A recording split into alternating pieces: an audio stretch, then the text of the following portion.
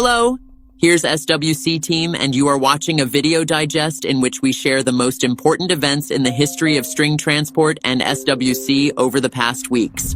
In this release, UST Incorporated participated in the International Forum Transport of Russia. Guests from the Republic of Zimbabwe visited uSky Transport.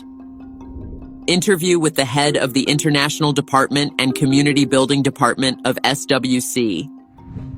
Let's not waste time and get straight to the first event. UST Incorporated took part in the large-scale event Transport of Russia, which defines the vector of development of the transportation industry. The forum featured meetings and discussions in 30 business formats by more than 300 experts. uSky Transport headquarters was the site of an important international visit this week.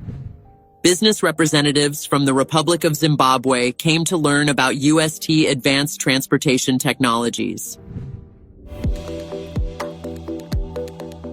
Elena Pichuskina, head of the International Department and Community Building Department, is one of the brightest representatives of SWC team. The team spoke with the expert.